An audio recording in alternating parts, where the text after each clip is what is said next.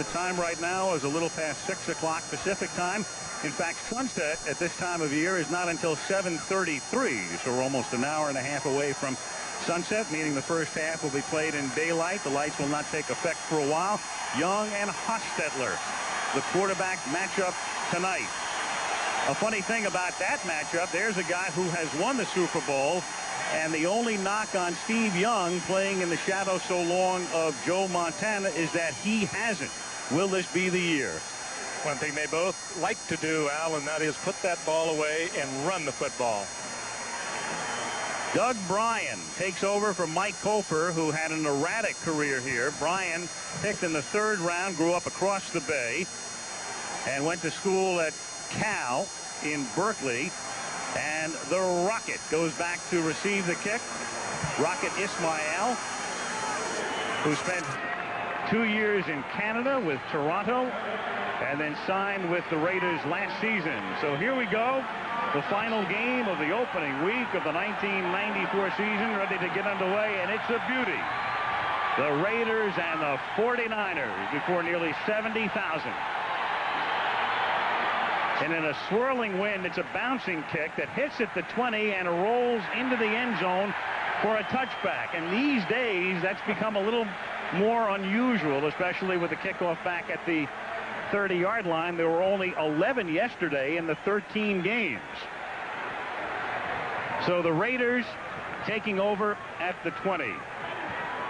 And they went into the free agent market, and when Phil Simms was named the Giants quarterback last year, Hostetler said, I'm out of here, and he goes to the Raiders and had a great season. Rathman is the former 49er with Montgomery in the backfield. Wright and Brown start as the wideouts. Glover replaces the departed Ethan Horton. Perry is great. Wisniewski's been to the Pro Bowl 4 straight years. Mosbar, the rock in the middle. Gogan is the ex-Cowboy, and Wilkerson rounding out the veteran offensive line. 1st and 10 from the 20-yard line. And off the play fake, the Raiders go over the middle for a 6-yard pickup to Tom Rathman. And that, of course, is a very familiar sight in San Francisco. He's normally done that in a red uniform, and he's done it with a great deal of frequency through the years. Defensively, Brown, Bryant Young, their #1 pick out of Notre Dame. Stubblefield had a great rookie year last year. And the venerable Richard Dent. Lee Woodall is a rookie from Westchester. Plummer, the ex-San Diego Charger. Norton, the ex-Cowboy. Davis, Hanks, McDonald, and Hall is the foursome in the secondary. 2nd down and 3. This is Montgomery swinging to the outside. Reaches for that 1st down and comes up a little short. It's going to be 3rd and less than 1. Eric Davis up from the corner to make the stop. Now, you touched on a few of the changes for the 49ers defense, and they felt that that was one of the things they would have to change to get back into the Super Bowl. They have 3 new linebackers that start tonight. They have an attitude in the middle. There's Richard Dent with 124 career sacks from the Chicago Bears, but they have an attitude with Ken Norton in the middle. Woodall's on one side, Gary Plummer on the other. This is a very different defense than it was a year ago. 3rd and a short 1. They've got McCallum in the game, and Napoleon McCallum on a 2nd effort, a true 2nd effort, maybe even a 3rd, picks up the 1st down. Richard Dent was the first to make contact with him, but McCallum, who really emerged last year in the playoffs as their short yardage specialist, picks up the game's initial 1st down. Well, you could look at that either way as a real break for the Raiders. You hate to start a ball game with 3 and out, and they have Napoleon McCallum to thank, and thank alone for the fact that they get a 2nd offensive chance here with another 1st down. A brilliant effort by McCallum. Hostetler to throw under pressure. They set up the screen, and Rathman drops it, and he had room to roam. Oh, did he ever. Good call. Hostetler bringing the defensive line into him. Made it look like he was going to go upfield, dumped it off, and Rathman didn't handle it. But it was well set up. That conservatively, guys, I think would have gone for at least 10 yards. Up front, you want to give your guy one shot, slow him down a little bit. Beautifully established by the Raiders on the offensive line, and Tom Rathman had 3 guys in front of him and only 2 49ers. I think a minimum of 10, maybe 20 yards on the play. 2nd and 10. At the 32, 2 minutes into the game, and Rathman swings to the outside. Up to the 38-yard line, Lee Woodall, 54 rookie linebacker, and Ken Norton, the ex-Cowboy, converge on the tackle. One of the things that you see when you've got a bunch of new people in one place, and that's what we have with the 49ers defensively, is some breakdowns in contain. And we have seen a couple of times now where it looked like a play was stopped in the middle. The Raiders are running, and yet their running backs are able to bounce to the outside and pick up additional yardage. We've seen that twice in the early going here against the 49ers. Let's see if it's a trend that continues. The Raiders with 4 receivers in this set on 3rd down and 3 from the 38-yard line. Keep it on the ground, give it to Montgomery, and he gets out to the 42-yard line, very close to a first down. Bryant Young, the rookie from Notre Dame, makes the stop, and Art Shell trying to get a better look as to whether it'll be 4th and an inch or first down. I think we're going to have to bring out the chains to take a look at this. Referee tonight is Red Cashin. We mentioned all those changes on the 49ers defense, and yet we talked to George Seifert last night. He said he wasn't really ready to think that this team was ready to play a football game until just a few days ago. But he said, we are ready for this football game. But they made a lot of them along the line, the linebacker position, in the secondary, and you can see Montgomery gets the first down. They go to the little man looking for that first down. He's only 6 feet and about 190 pounds. A good matchup tonight is this 49er defensive line against this offensive line of the Raiders. The Raiders are big, strong, and physical. Doesn't matter if you're talking about the 60s, the 70s, the 80s, or the 90s. The Raiders play the same way up front.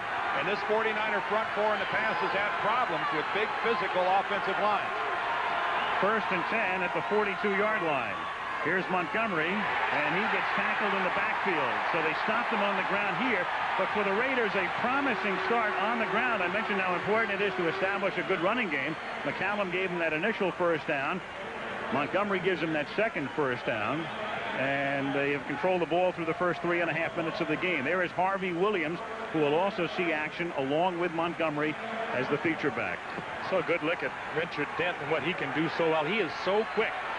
Big number 95 out on the outside. He just took an up move, and he was right in the face of Montgomery. They tried to chop him with a running back. That's not going to work. 2nd and 12.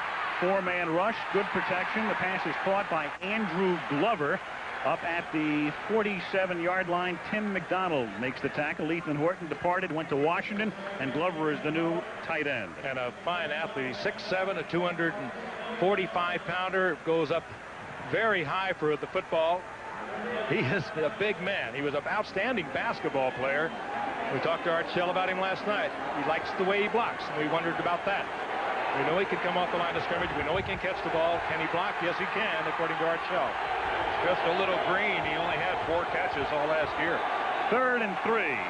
Glover in motion, comes back the other way. 49ers on the blitz, and Hostetler sacked at the 39-yard line by Ricky Jackson, who has done that so many times through the years with the New Orleans Saints. He did 11.5 times a year ago, became a free agent.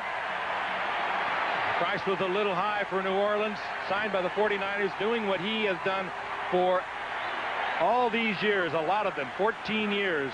Ricky Jackson has been putting on that kind of a show. Boy, he came all the way across the formation. He lined up clear to the right side of the Raider formation and circled all the way to the other side of center to find the opening to get in Hostetler's face and get him down.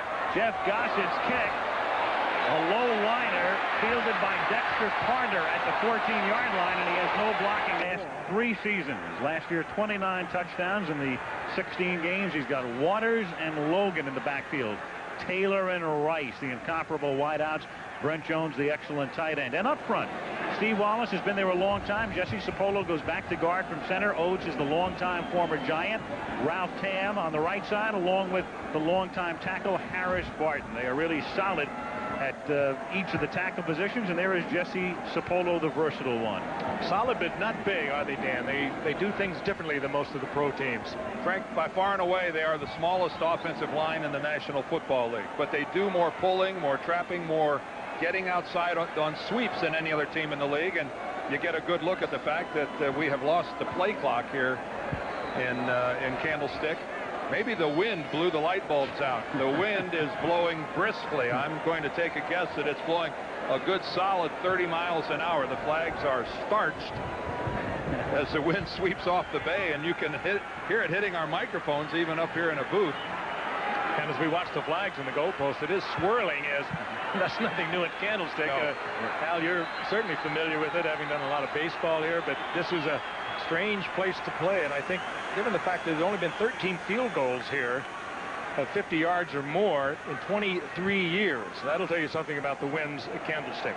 Frank, there is no such thing as a prevailing wind here. No. Not at all. There's wind shear. But if it's helping anyone right now, the wind appears to be blowing from our right to the left as you look at your TV screen. So it appears to be at the back of the 49ers here as they start offensively.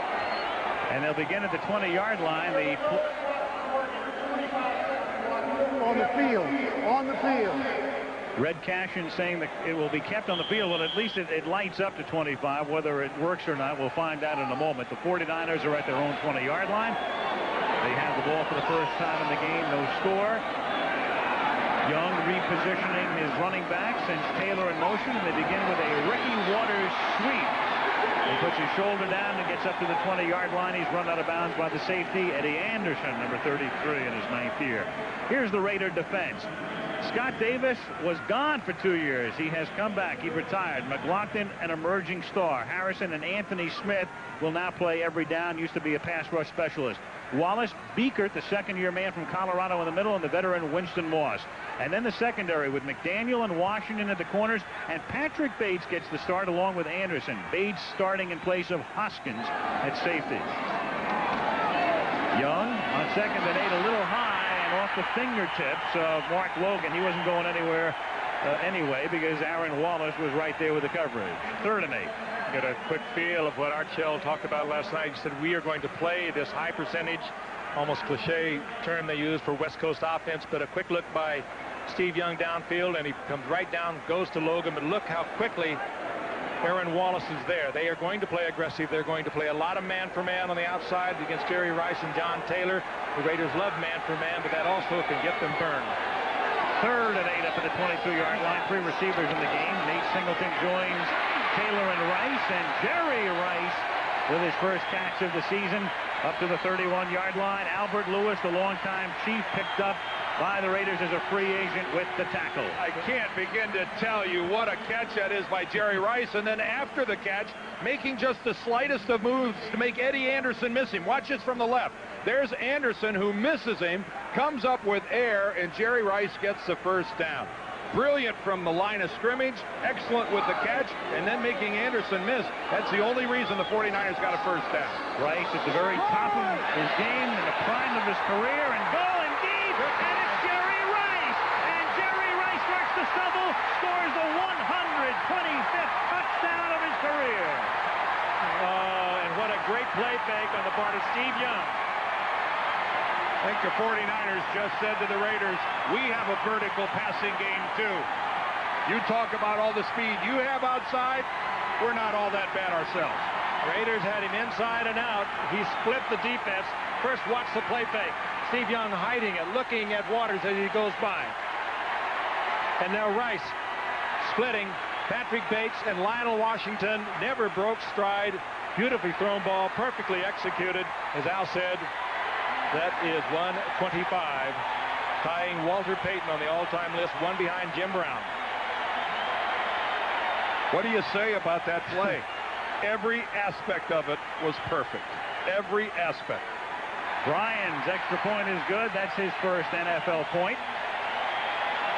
Jerry Rice. That shot quintessentially San Franciscan. Where else? The fog rolling in from the west. Candlestick Park in the foreground. And the scenics provided by the Goodyear Blimp Eagle from Southern California.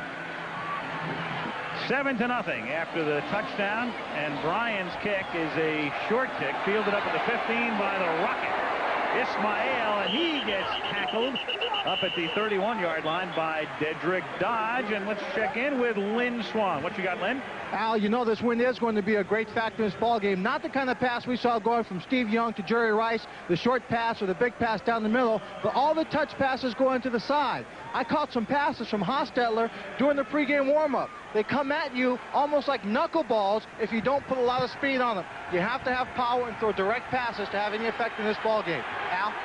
All right, Lynn, I think the Steelers still retain Lynn's rights. I love the one he caught falling down. Brought back a lot of memories. Let's be serious. I don't think Steve could have thrown that pass going the direction the Raiders are now. Right. Here's Hostetler from the 32-yard line, and it's simply dropped by Alexander Wright. He put it right on the numbers. Hanks was there, but Wright simply drops it. Second and 10. Just as we were talking about the wind, how difficult it is to throw that way. Hostetler fired a bullet into Wright that should have been handled. There's no question about that. He did everything but catch it for Wright. You got to respect Wright's speed. NFL's fastest man for a couple of years, working on a safety. Merton Hanks converted to cornerback, and Hanks gave him a lot of room. Hostetler was there. Easy first down. He drops it. Wright, a one-time Dallas Cowboys. Second down and 10. And this is Montgomery looking for room. And Montgomery gets up to the 36-yard line, and it was Kevin Gogan who was leading the convoy that time. And there is Norton saying, hey, let's hear it for the defense. Well, Ken Norton, you talk about saving your teammates' bacon.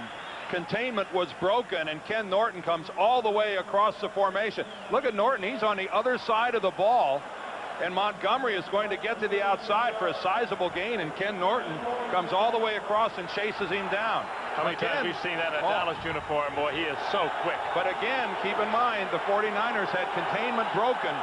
When the Raiders felt like doing it, they did it, and that was just an excellent play by Norton to save them. Third down and 6. Good protection for Hostetler, who swings it out to this side of the 44-yard line. It is going to be ruled no catch. No catch. Incomplete. Tim Brown had it broken up by Eric Davis. Now we see Tim Brown, usually sure-handed, drop one, Wright drop one on the other side, and that ball gets a little bit of a wobble to it in this kind of a wind, and if you don't concentrate, you're going to see drops like that. Hostetler, though, you'd have to agree, certainly doing his part. He's delivering the ball. The wind affecting the ball a little more than probably at this point in the game. The adrenaline is flowing. You take your eyes off it a little bit, and you saw it right there. Remember, you have to have both feet on the ground and have firm possession of the football for it to be a legal catch. The ball was out before Brown got his second foot down.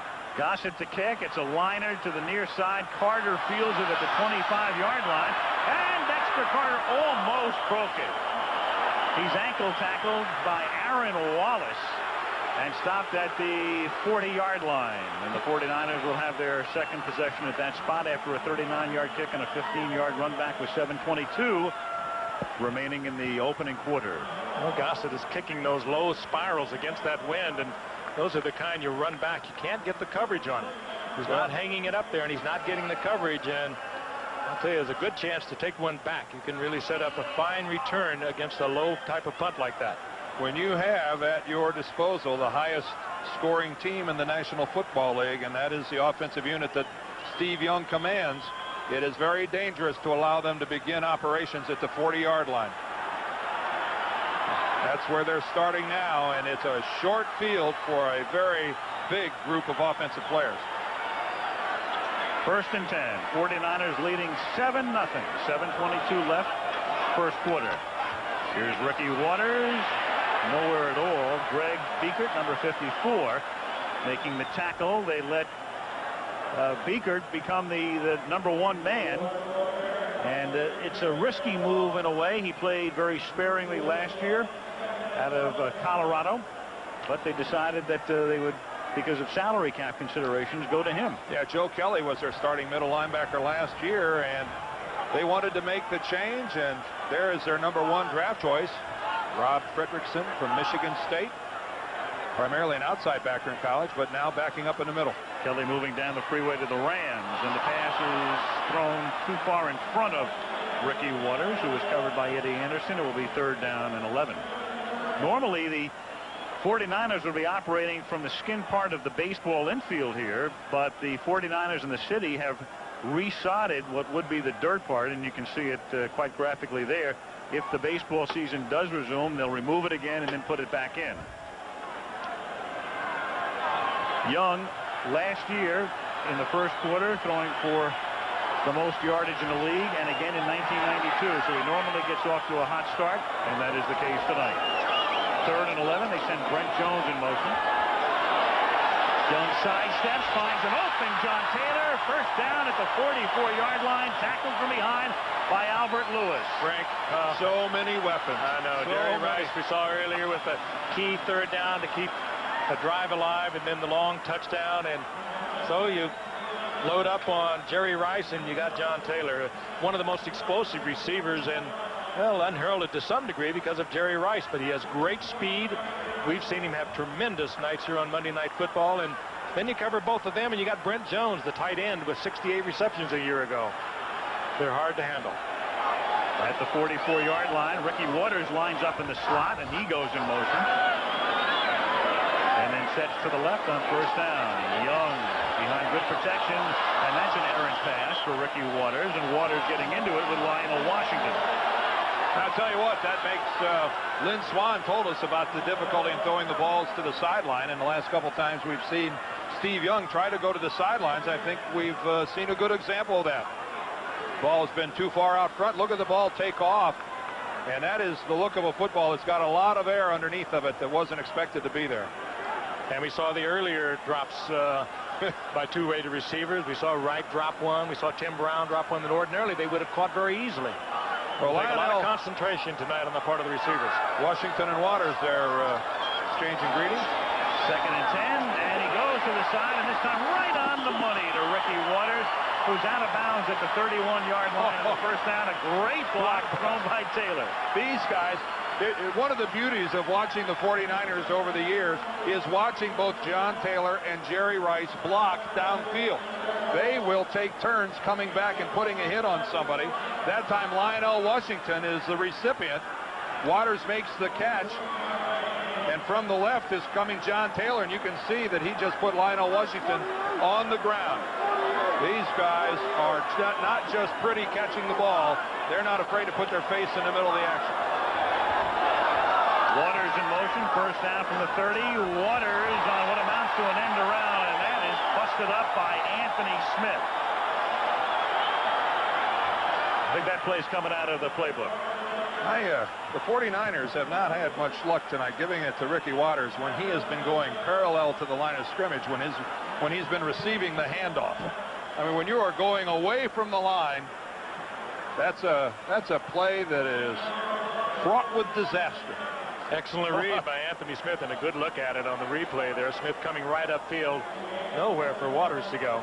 The problem is, if that's the defense that calls for him to get upfield like that, he can't be blocked. You can't pull somebody out there to get him down.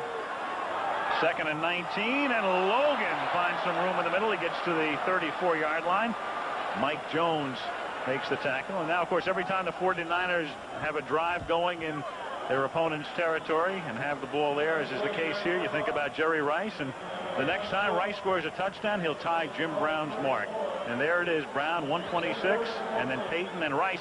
And Jerry, in the prime of his career, he still has another 5 or 6 years at least. 3 wides now for the 49ers. They bring in Ed McCaffrey, the former Giant, played at Stanford, 6'5", had a great preseason. Number 89. Trips left, 3rd and 13, and Young goes the other way. And the catch is made by Jerry Rice. So they send 3 receivers to the left, but when you got Jerry to the right, not a bad idea to look in that direction, but they're short of the first down. Well, that formation against anyone but Jerry Rice would have guaranteed single coverage over there almost, and however they respected him, they put a man out in front of Rice and shook him off, caught him in front of the other man, but still comes up a couple of yards short. Looks like they're going for it, doesn't it? It does. 4th down and 2 at the 22-yard line, and perhaps Seifert feeling in this wind shear, evident in how his hair is tousled, instead of going for a field goal, a 40-yarder, they'll go for it. And on 4th and 2, it is Steve Young throwing first down to the 15-yard line to Ed McCaffrey. Talked about his size. He just got himself positioned in the middle. You've got to cover Taylor. You've got to cover Rice. You've got to cover Brent Jones. McCaffrey, who's he? First down 49ers. Well, that was an excellent job by the 49er offensive line up front.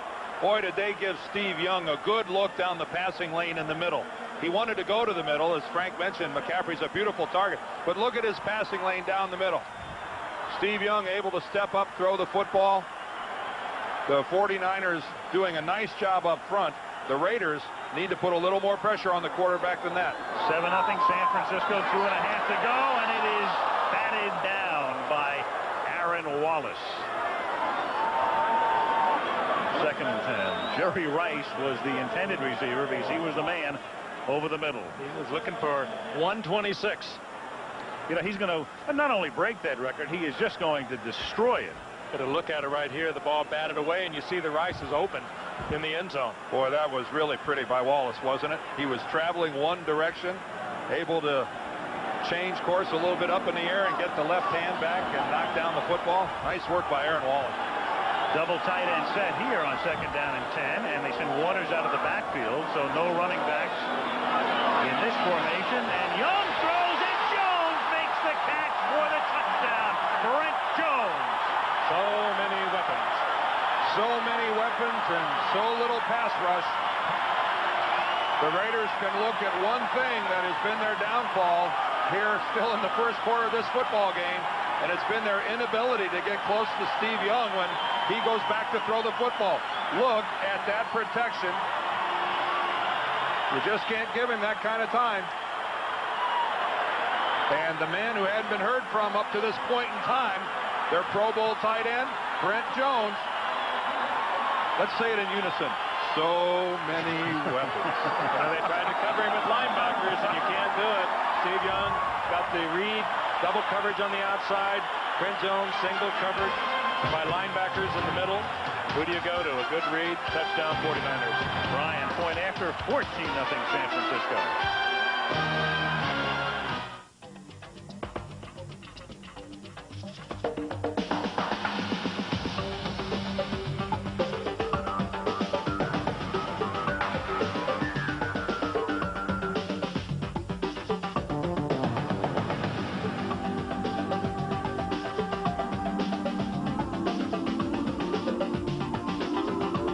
Brought to you by Proof Positive from MCI. When it comes to long distance for business, it's always the right call. Every year, American business wastes millions of dollars on international calls by using the wrong long-distance company. Now you don't have to waste that money. Introducing MCI's Proof Positive Worldwide.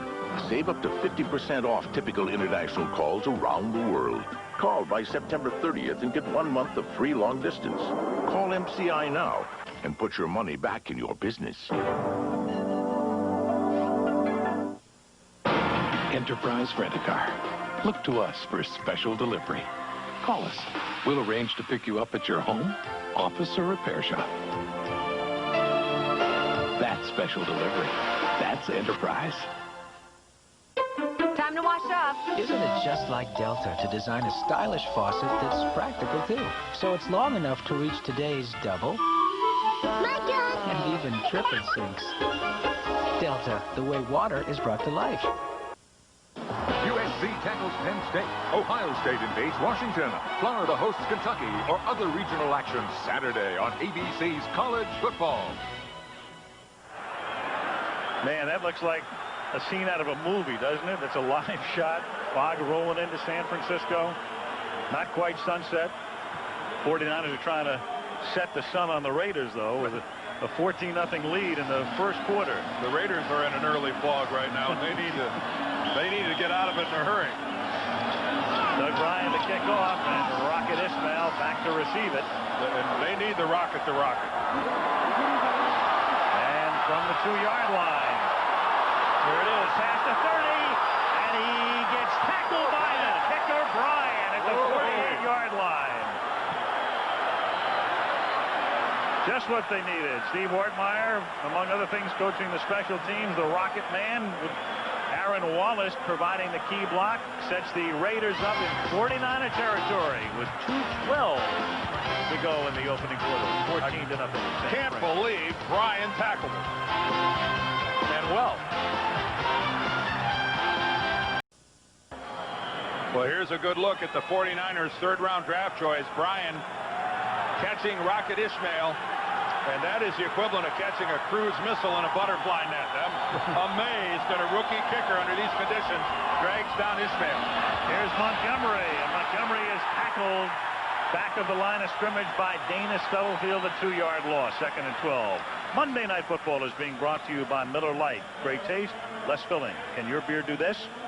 Russell Athletic, for really tough athletic wear that can survive anything. Russell Athletic, get tough. The all-new 1995 Eclipse from Mitsubishi, the new thinking in automobiles. And Visa, it's everywhere you want to be. Outside Candlestick on the hillside behind what would be the near side. Wind blowing up a storm on 2nd and 12. The catch made at the 39-yard line by Tim Brown, coming off a spectacular year. Tackled by Davis. Brown last year caught 80 balls, most ever by a Raider wide receiver. Tell you what Tim Brown could do, and they found out last year with Jeff Hostetler. He has struggled with other quarterbacks over the past few years. He had 80 receptions a year ago. Here he works against Eric Davis, and a ball that was well thrown by Hostetler. This time, I think you saw Tim Brown eye that ball right into his hands. And when you're down 14-0 like the Raiders are, you cannot squander the field position that a good kickoff return gave you. 3rd and 1, double tight end set. And the handoff goes to Tom Rathman. And the ex-49ers very close to a first down with 45 seconds remaining in the first quarter. Red Cash is going to call for a measurement. We move to Philadelphia next Monday night. And at 9 Eastern time and 6 Pacific, the Bears went through the preseason unbeaten, opened up with a win yesterday, 21-9 over Tampa Bay against Randall Cunningham and the Philadelphia Eagles, who were victimized by the Giants yesterday in New Jersey. Randall, though, a big day. What, 344 yards passing, a couple of touchdown passes. Special teams of the Giants really put that one away. Dave Megan. Well, Art Shell will now be faced with a 4th and that much, a couple of inches, at the 38-yard line. You're really in no man's land here, and you're compelled to go for it. Down 14-0, but he really has no choice but to go for it, but disastrous consequences if they don't make it. Double tight end set. McCallum is in the game as the tailback. Rathman is the fullback, and Hostetler keeps it himself and should have it. Not by 10 feet. He Hostetler's big, 6'3", 215 pounds, and as I mentioned at the very top of the show, he loves to run the football. They don't like him to run as much as he likes to run. He was nicked and banged up most of last year because of running with the football, and they're trying to slow him down. This is all just where the official spots the ball. This is where somebody grabs it before Hostetler gets to the ground and sits it down there. It looked like a good surge by Mosbar and Wisniewski and Gogan up front. It looked like it wasn't even going to be close. Dent was the man who was primarily responsible for stopping him, and he does have it by the length of the football. Seifert and Shell, each man took over in '89. Seifert won the Super Bowl after Bill Walsh retired. Art Shell took over about a month into the '89 season and took over for Mike Shanahan, who's the 49er offensive coordinator. One of the interesting little subplots tonight, and Mike would love to beat the Raiders. Art's first game as a head coach was on Monday Night Football. It's the gist. There is Mike Shanahan, whose offense has been spectacular in the first quarter. He communicates to the sidelines. They communicate to Steve Young. There's a fake end around and a catch made by Tim Brown. A lot of razzle-dazzle and about a 10-yard pickup to the 27-yard line. Looks like they went to Tom Landry's playbook for that one. The type of multiple motions and movement we used to see from the Dallas Cowboys, and it was Roger Staubach pulling the trigger. End of one, 14-0. Back we come with Monday Night Football after this message and a word from our ABC station.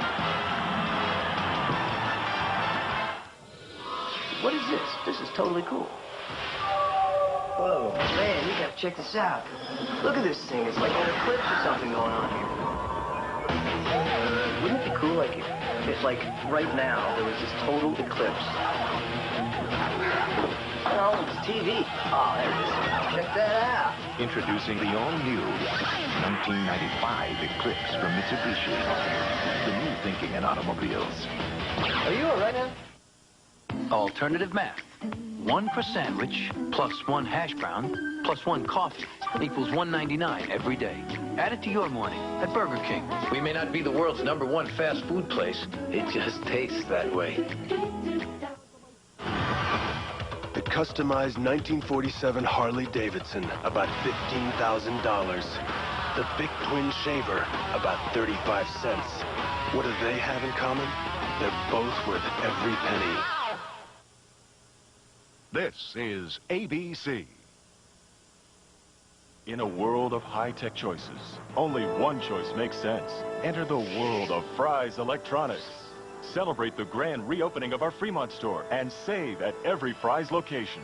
Get 10 3.5-inch high-density IBM formatted diskettes, just $1.99. This Intel 486DX266 CPU with motherboard, $277.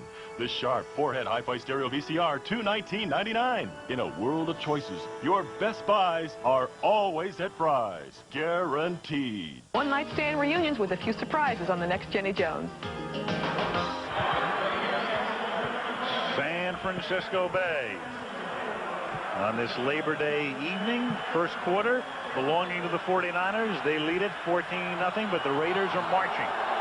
As we start the second period, Al Michaels, Frank Gifford, Dan Deerdorf from the 27 on 1st and 10. Hostetler throwing, and it's incomplete, intended for Glover. He was covered by Tim McDonald. The 49ers with Rice scoring 1 touchdown, Jones scoring the other, and statistically dominating the first quarter as the numbers come up for your perusal. All San Francisco, and of course you can see it's unusual that you've got a 14-0 lead when you can't run the football. -2 yards for San Francisco. But the big passing plays, the big passing game, total dominance for the 49ers in quarter number 1. And nary a flag, not one penalty in the first quarter. Harvey Williams, his first carry as the Los Angeles Raider takes it to the 23. He is stopped there by Bryant Young. They thought so much of Harvey Williams did Kansas City a couple of years ago that despite Christian Okoye and Barry Word into the backfield, they chose him number 1. They thought he'd be the guy to lead them into the 90s. Had a decent rookie year, not very good second year. Last year, forget it. And on he comes to L.A. I think he felt he got lost in the shuffle of Kansas City. He had a 3,000-yard career at LSU. Obviously, a great talent. Averaged 4.6 as a rookie, and the Raiders felt there was something there that wasn't being utilized. 3rd and 7. Dent with pressure from the backside, and the pass is too high, intended for James Jett. And Jett was open, too. Oh, wasn't he ever? Yep. If that ball is down, if it doesn't take up on Hostetler, that's a completion. Dana Hall was back behind Jett. This could have been a big play for the Raiders, Frank. Yeah, Dana Hall was beaten on the play, but Tim McDonald got himself right in front of it, and they forced the pass to be thrown high by Hostetler. Tim McDonald, without an assignment, was roaming around back there and forced that high pass by Hostetler that could have been 6. 41-yard attempt. Jeff Jacob kicked 35 field goals to tie an NFL record last year. This one is wide. Had the distance, but off to the right. And they come up empty. 55 seconds into the second quarter. San Francisco 14 and Los Angeles nothing.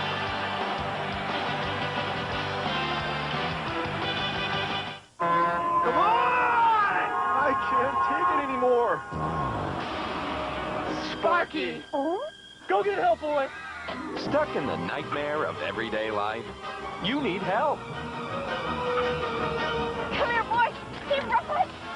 A Visa application? Only Visa enrolls you in Visa Rewards, where 10% of every purchase goes towards savings on fabulous vacation packages. Look in your mail for a Visa application and get away from it all with Visa Rewards.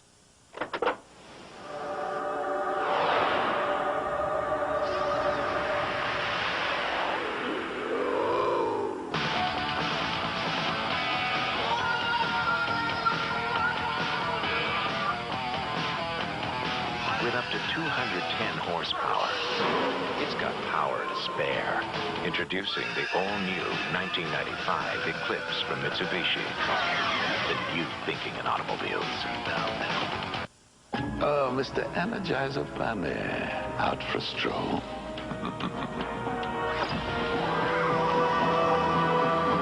I'm Method. desolidificator will put an end to your precious little source of power. Your hippity-hoppity days are over.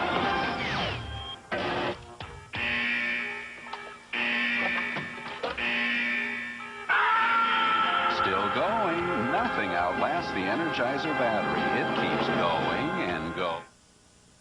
That's the primetime lineup tomorrow night on ABC Full House. Sister, Roseanne, Ellen, and She TV coming your way beginning at 8 Eastern and Pacific. 14:05 to go. And I'll tell you what, the 49ers have had some trouble. Harris Barton has a partially torn tricep as he moves out of your shot. You've got Harry Boatswain at tackle. You've got Derek Deese replacing Ralph Pan at guard. As Steve Young throws, and John Taylor was the intended receiver. Beekert comes up with a deflected pass, and the Raiders get a huge break, an interception at the 30-yard line. Beekert had a big drop. He was beyond the intended receiver, got the deflection, and gives the Raiders good field position. And here comes Hostetler on the offense after the big turnover following the missed field goal. Take a look at it from behind. Again, how can you see it any better than Steve Young? Great play by McDaniel. Oh, no kidding. Top. Didn't get the flag.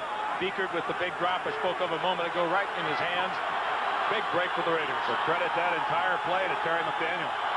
Harvey Williams, the running back, and this set along with Rathman. On first down, he swings it out to the right side to Harvey. Nice moves.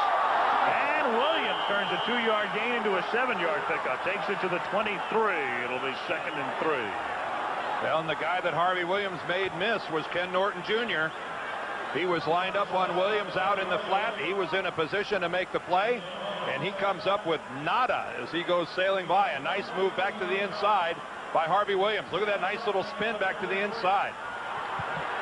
It's a tough tackle out there. Yep. One-on-one for a linebacker against a running back. Yep. And a good move by Williams to the inside. 2nd and 3 with Brown in motion. Tom Rathman cuts it back, picks up 1 to the 22-yard line, tackled by Woodall and Brian Young. It'll be 3rd and 2 with 13 minutes to go in the first half.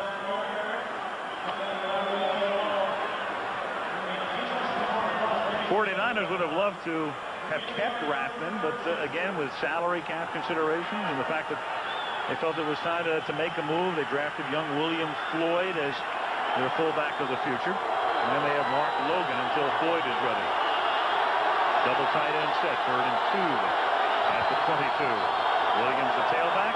He takes the toss, cuts it back inside, stopped for near no gain by Gary Plummer. Well, that way it's tough to move laterally against this 49er defense. Like the offense, they are oh so quick. Well, they blow right with it and cut it off. That's just saying to the 49ers, here we come. Are you tough enough to stop us? In a power formation, you got the wing to that side. You just go ahead and toss it. And this is the old student body. This is the 49ers to go in the first half. As you can see, that great shot that Craig Janoff gave us. The fog is starting to drift over the top of Candlestick Park. Here it comes right over the top. It's curling over the upper lip of the stadium. That or barbecue smoke. I don't think so. 4th and 2 from the 22. And Hostetler is throwing, and the catch is made. It was a little out in front of Tim Brown, but he reached for it. A great catch covered by Davis, and the Raiders keep the march going. That is a down 14-0 call, and a great effort for Hostetler to get it in. Remember, before the Jerry Rice touchdown, the drive was kept alive by a beautiful catch by Rice across the middle. If the Raiders go on and make something happen on this drive and maybe in this game, they might look back to that effort by Tim Brown on 4th down. Big, big, big. At the 14-yard line. Remember, the second 49er march was kept alive by a 4th down conversion. Haas over the middle and underneath.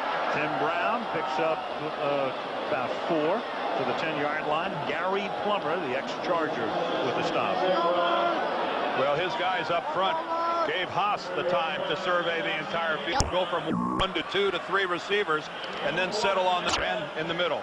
And if I was an offensive lineman playing for Art Shell, you better believe I'd block like crazy. One reason Jeff Jager kicked 35 field goals last year is the Raiders kept bogging down inside the 20, and third lowest in the league converting. They're at the 10 right now on 2nd and 6. Harvey Williams tripped up after a gain of 3, takes it to the 7. Merton Hanks and Tim McDonald converge on the tackle. Boy, and Hanks took it right on the hip or in the back when he made that tackle on Harvey Williams. And he's hurting. He really is. He threw his body in front of Harvey down low to get him on the ground, and Merton Hanks is going to have to come out of the ball game. Boy, like so many defensive backs and wide receivers, little or no padding on the hips. All racehorses, you'll see the shot right here. No natural padding? Yeah, you can see he took a knee right on the left hip. Toy Cook replaces him, the former New Orleans Saint, who just signed with San Francisco. 3rd down and 3. Hostetler protected well. The catch is made over the middle. Touchdown, Tim Brown. Well, it's only fitting that Tim Brown gets a touchdown because he kept it alive with that 4th down reception. Well, I'll tell you one man you have got to cover, and you play the Raiders, is Tim Brown. You can't lose him in the traffic. There's a crossing pattern underneath at the top, and Brown got lost in the traffic. Came out on the other side, nobody even close to him. Two 49ers ran into each other. Take a look at this. That's the idea, the way it's designed. Watch Tim Brown make his break to the inside, and look at the collision right there. Eric Davis tried to stay with him, got knocked off, and that is, quite frankly, by design. Well, you hope they run into a few people in San Francisco and this entire Bay Area that isn't locked in on this game. The old Oakland Raiders and the 49ers. That guy might have a TV on board. You don't know. Yeah, good point. These are the 90s. Kick taken at the 9-yard line by Dexter Carter. Swings to the outside. The 49ers are hopeful that he's able to go back in the game. He had a big ice pack strapped to it a few minutes ago. He has taken that off. And they are hopeful that he'll get back in there. Jam injury, they are really thin now offensively at the line. Yeah, Chris Dahlman is their only offensive lineman left. From the 49er 49, Ricky Waters gets pushed back to the 48-yard line. Before you send carts and letters, it's Chris Dahlman, not Chris Dolman. ABC's Monday Night Football is being brought to you by the all-new Ford Windstar. The future of minivans begins today. At the 48-yard line, that's Fogg rolling in.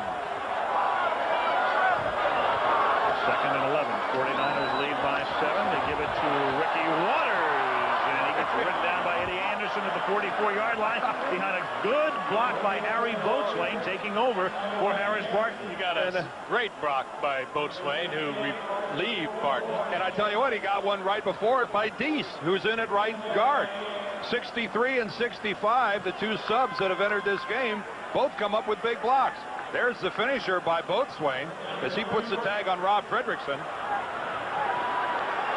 49ers, nothing new for them to be deep and have people come off the bench and play well. And it's amazing, deep and great in the whole salary cap situation, and they just keep on rolling on 3rd down and 3.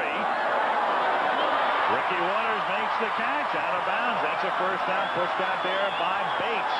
Oh, and Winston Moss and Ricky Waters, not one of the more popular players in the league. If you pull defensive guys, Ricky, a very excitable, high-strung guy who really has, I think, got himself under control, but who has been very volatile on the field, and that upsets a lot of defensive players.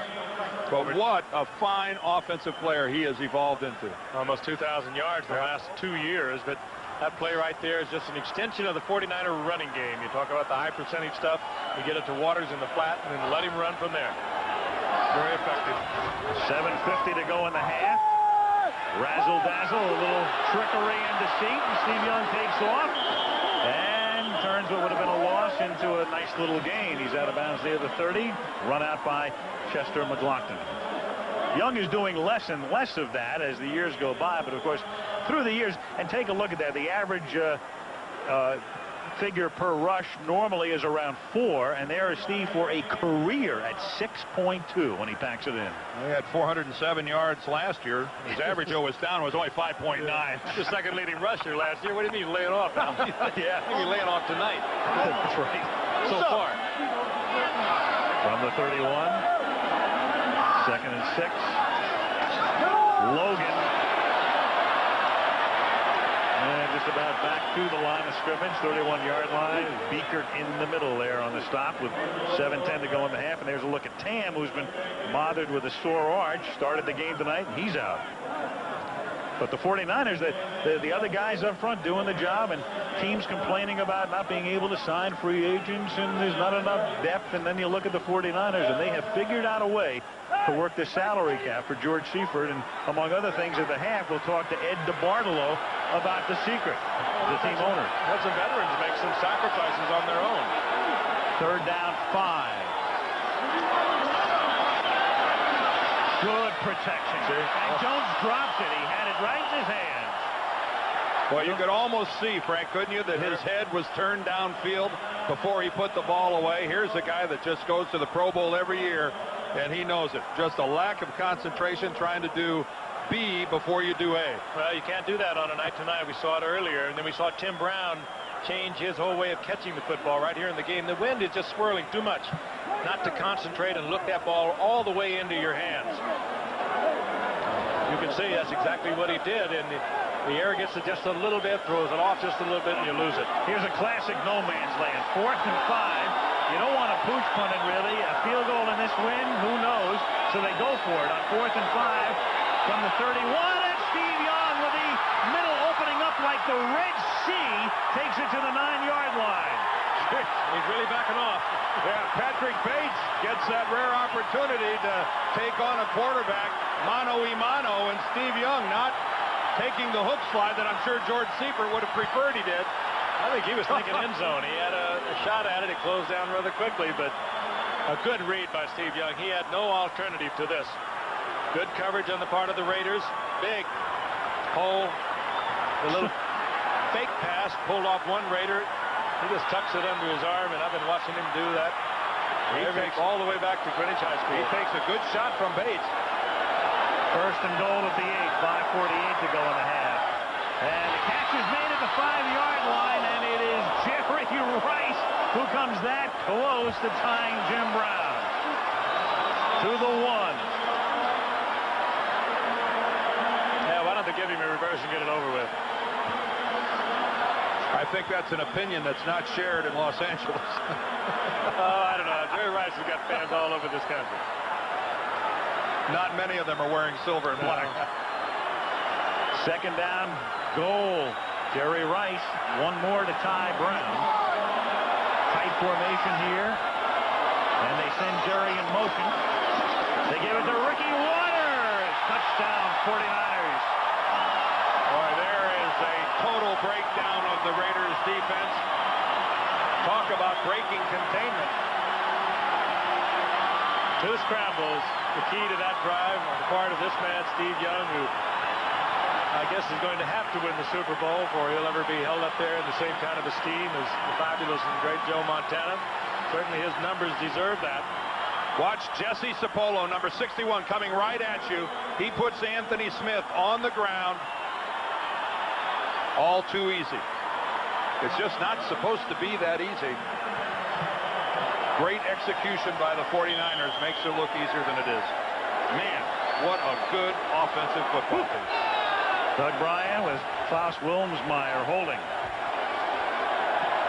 And Wilmsmeyer did a decent job to get it down, but the kick is off to the left. Very high snap. Very difficult, even when you are able to get it down. Throws the timing off, and this is what happens. 20-7.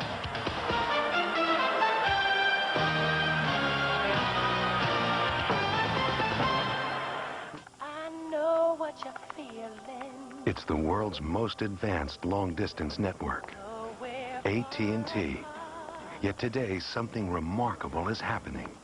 A breakthrough from AT&T Bell Labs in digital voice reproduction called AT&T True Voice. Soon, everyone with AT&T will enjoy sound quality more lifelike than was ever possible before. So your voice sounds clearer, warmer, closer to the real you. Your true voice. Only AT&T can bring you True Voice. Ready? Listen to the difference. And go.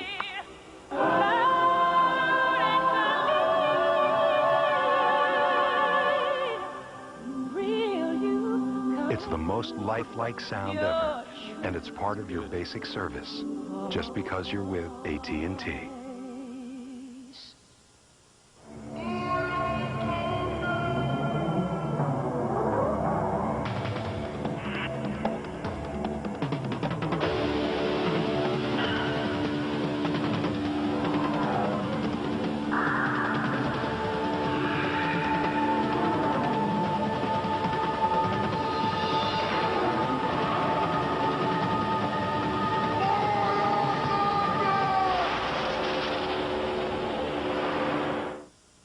The Smallets. The only way this family can stay together is to have their big brother fill his father's shoes and his mother's dress. On Our Own previews Tuesday, September 13th after Full House on ABC.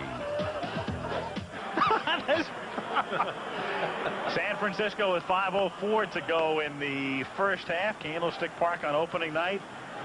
Bryan to kick off. He just missed the extra point. Ralph Tam normally snaps. Oates snapped that time, and the snap was high. The extra point was missed. It's 20-7.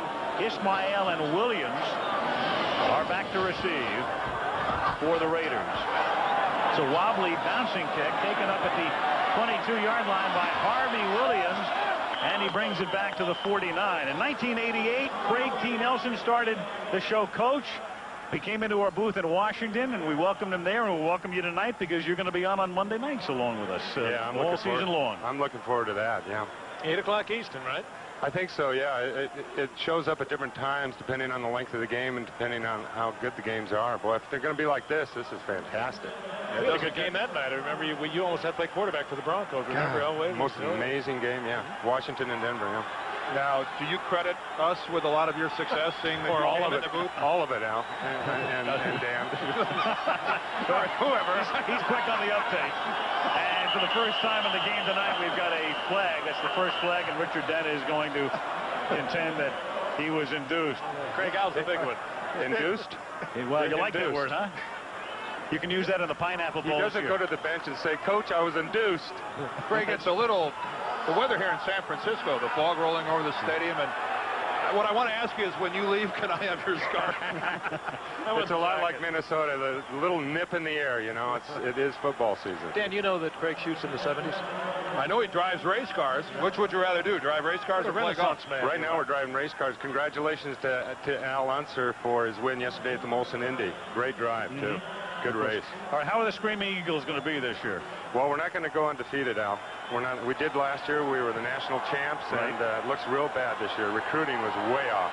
All down. So you're thinking about maybe going to the NFL, right? Well, we made the cover of Sports Illustrated. That was about it. On 1st and 5, after the penalty was against the 49ers, the catch is made by James Jett, who takes it to the 36. Craig T., it's great to be a part of Monday night with you. Great that your show keeps on rolling. Thanks, Al. Best to Bill and Shelley and Jerry and the gang. I'll give it to him. Yeah. Terrific. It really is, Craig. It's a great show. Love it. Thanks, Frank. Dan? All right. Craig? Good. How are you? Dan. Yes. How are you? Well, you can call me Al. You know, that's a song, isn't it? Hayden Fox. Coach Hayden Fox. Call me Al. 1st and 10 for the LA Raiders at the 35-yard line. 4:20 to go in the first half. Important drive for the Raiders, down by 14. It's Tom Rathman on a counter to the 32-yard line for a pickup of 4. Ken Norton in the middle makes the stop as the clock ticks down in the second quarter. You guys ever feel like scar makers? No. Over the years. I just thought I'd bring it up. We've made a few. We've dimmed a few, too. At least we get... Oh, what a move by the Rocket. A 30-yard pickup. Did he get into the end zone? The officials say no, but what a tremendous move after the catch. Well, that ball has to break the plane. I don't think he did, but it was an unbelievable effort. That move was part move and part just unadulterated speed. Look at the acceleration by Ishmael after he heads to the sideline. This is the move I like. Right here, look at the... Eric Davis is lost. And through the middle, Napoleon McCallum for the touchdown. Well, this one is living up to all of the advanced billing. What a first half. 3:07 to go in the half, and it's now 20-13. And if they convert, that missed extra point is starting to look pretty big on the scoreboard. Here's Ishmael, the play before. McDonald does a nice job of kicking him out of bounds. The feet hit the pylon, but not the ball. Boy, you can only contain that kind of speed for so long. Eventually. And that is really what looks to be a fine call by the officials of spotting it at the 1-yard line. Jaeger for the point after, and that's good. Terrific first half. 3:07 to go in the first half, with the 49ers now on top 20-14. Excellent blocking off the left side. Gerald Perry, Wisniewski, Don Mosbar, the center. Napoleon McCallum just had to take it, keep the long axes of his body perpendicular to the goal line, and get in the zone. There's Wisniewski, there's Perry. Strong work by the Raider offensive line. The last two times these teams faced each other in 88 and 91, neither team scored a touchdown. There were only field goals in each of those encounters, and the Raiders won them both. Tonight, a whole other story. As they say, that was then, and this is now. Yeah, the voice of John Facenda could be here tonight in the frozen tundra of Candlestick Park. Wind is blowing, fog is rolling in. The Candlestick birds are chirping. Yes, they are. And the reconfiguration of the stadium to add a lot more seats, and we're up around close to 70,000 tonight, a Candlestick Park record. Speaking of the birds, the Goodyear blimp Eagle is flying high above the stick. I would imagine not an easy job tonight piloting the old blimp in a stiff breeze like this. Roger Delta 406. Keep the nose into the wind. Yeah. Keep your rudder straight. Your elevator's neutral. Jeff Jaeger to kick off. Island Band. Dexter Carter. Check taken by Dexter Carter at the 5-yard line. And he runs it back up to the 21-yard line. I applaud both of these teams. Well, here we go with a little... But I don't see a flag anywhere on the field, and I applaud both teams for all the kickoff returns we've seen without a flag on any of them tonight. Well, just one flag in the entire game, and that's amazing, not only in any game to go almost a half, as you look at Steve Ortmeyer, the special teams coach, but the Raiders were the most penalized team in the league last year. What, a 7.5 penalties they average per game? And almost 75 yards of penalties per game. First and 10 at the 21. Jerry Rice and motions. Ricky Waters. The change-up move, and out he goes at the 23. Patrick Bates with the tackle. A little rocket action. Derek Deese out in front of that one again. Jerry Ball filling in for the injured Ralph Tan. Jerry Ball, there's Jerry, big number 93. Weight unknown. Quickness, it is known. He is light on his feet. Great penetration on that play, the former Detroit Lion and Cleveland Brown. Art Shell likes him, says he fits right in on my defense. He can stay here as long as he wants. 3-time Pro Bowler before he damaged that knee in the last couple of years with Cleveland. Second and 7 as Young throws. A lot of fire and a lot of traffic, and there's a flag. Albert Lewis, the first Raider there. For so many years, a brilliant corner with the Kansas City Chiefs. Just the guy that you'd look at, want to do a training film on how to cover somebody, was Albert Lewis. Let's watch him here locked up. He gets that shot in the 5-yard zone. Well, I would put that in my training film. Maybe yours, not mine. Well, we would put that in the training film. Number 29 on the defense. First down. I don't know whether you call that interference, defensive holding, or mugging. I think that was all of it. You cannot deny, though, the man has just been really sensational over a lot of years. He had a great year last year. In the second half of the season, he had 6 interceptions. Only the second half. He blocked a punt. He recovered a couple of fumbles and earned big bucks when he came to the Raiders. At the 34, Ricky Waters. And out of bounds he goes after picking up a first up at the 47-yard line. Winston Moss rides him out. 13-yard gain. Mark Logan with a block.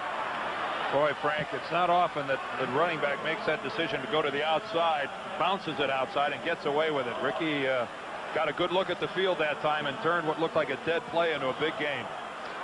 Ricky, before they were stars, Home Improvement with Tim Allen. Great show, Grace Under Fire. with Brett Butler and Turning Point coming up on Wednesday, prime time. It is second down and 9 with 2 minutes to go in the half. 49ers up by 6. Young, perfect pass. Ricky Waters, great touch on the pass, out of bounds at the 29, dragged out by Aaron Wallace. He floated it despite the wind shear, put it right in his hands, a 23-yard gain. You just have to admire Ricky Waters and his competitiveness. He just did not want to go out of bounds. Aaron Wallace is hanging him up on the sidelines, and he just won't go out. But blown coverage too, Dan. No question about that. Steve looking downfield, finds Waters wide open. Anthony Smith with the big rush for the Raiders, and he hammers Young. And he's close to drawing a flag with that hammer. Watch Wallace here, who just gets him from behind. Ricky won't go out of bounds. Ends up paying for it with a hit by Mike Jones, but nice effort. Here is Logan swinging to the outside, and it's Smith again. Anthony rides him down just about at the line of scrimmage. Well, this is a series here with 1:37 and running in the first half where the Raiders defense really has to tighten it up. They have done a fine job of getting back in this ball game at 20-14. But this is an opportunity for them to go into the locker room really feeling good about what's happened here in the second quarter. They've scored 14. The 49ers have only scored 6. Young nearly gets decapitated, then throws, and he throws it out of bounds, and there's a flag down back at the 17-yard line. I think somebody wrapped their arms around Waters coming out of the backfield trying to get deep. That flag was dropped way down and very early on the pass pattern. Fred Cashin, the ref, against the Raiders. Well, that's a tough mistake with 1:10 remaining in the half. Illegal contact while the quarterback was still in the pocket. 5 yards, first down. Oh, they're going to call that every time this year. They did it in preseason. They warned everyone.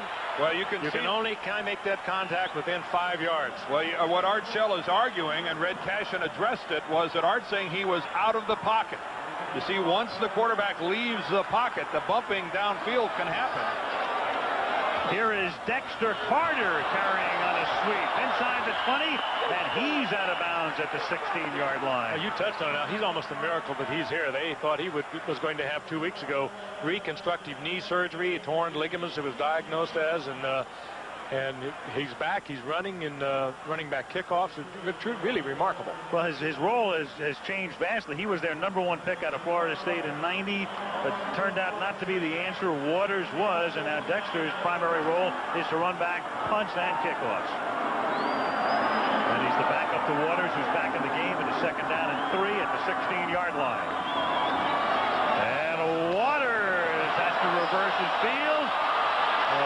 They close him down at the 23-yard line. Chester McLaughlin, under a minute to play in the half. That's almost impossible anymore with the speed of the people that play this game today. Timeout, San Francisco. Well done by the Raiders at the front side of the play, and then Anthony Smith, number 94, who really has developed into one of the fine defensive ends in the game, stayed home on the backside, and when Ricky reversed his field, he was looking at big number 94 with nowhere to go. Again, can't overestimate the importance of this series for the Raiders. All right, there's the play on the front side, dead because of McLaughlin. Ricky turns around, and he has to stop because there's Anthony Smith.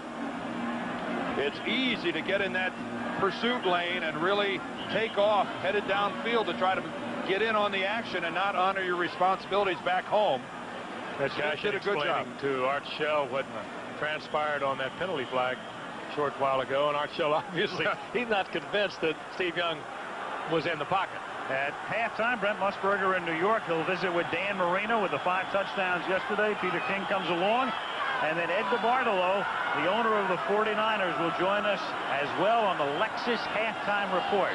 On 3rd and 11, the handoff to Mark Logan, who takes it down to the 15-yard line. The 49ers have a pair of timeouts remaining, as do the Raiders. And the clock continues to run. What Seifert would like to do, of course, is take as much time off the clock as he can and put it into the end zone and leave the Raiders with nothing. Well, they're going to go for the field goal. and try to pad their lead by another 3. Bart Oates, remember, who is snapping, the former Giant, with that bad snap on the extra point earlier, and that cost them the extra point. They're going to let the clock go down, call timeout as they do here with 8 seconds. So he'll snap again with Wilmsmeyer holding and the rookie Bryan to kick. I would let it go beyond 8 seconds, because if this is a well-executed field goal, I think the Raiders will still get a kickoff return if it's good. I'm not sure this will consume 8 seconds. Yeah, there was 1 second left on the play clock. And when you have somebody like a Rocket Ismail, it becomes this is significant. A good break for the Raiders that they may get a chance at a kickoff return. Now, of course, this kick is not through the uprights yet.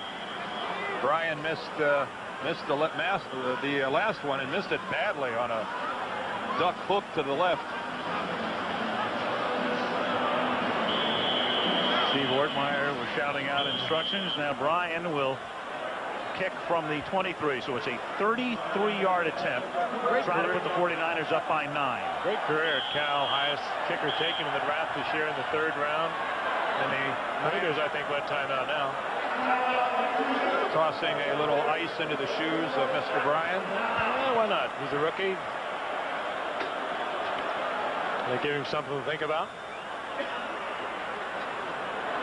Actually, there's a Raider who appears to be shaken up.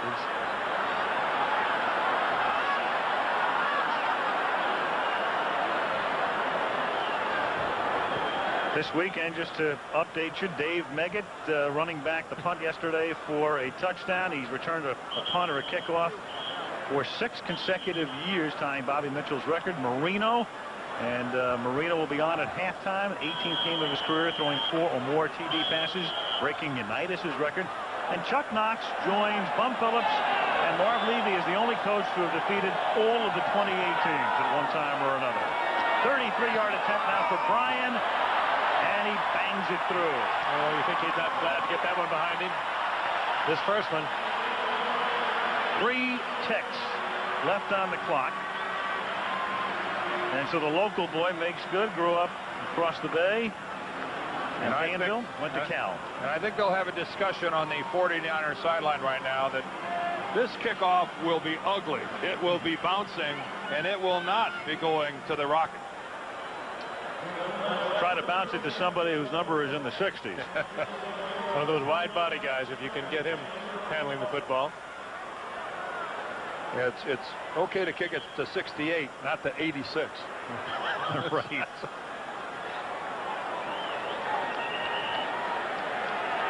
Even a 51 or a 52 wouldn't hurt. Ooh, 86. I was sitting in the stands in Ann Arbor, Michigan one time when the Michigan Wolverines made the mistake of kicking to Mr. Ismail for the 2nd time that day, and he returned it for a touchdown for the 2nd time that day. That's when I became a believer. I was sitting in front of a fire watching the same thing. I was sitting in a pouring down rain.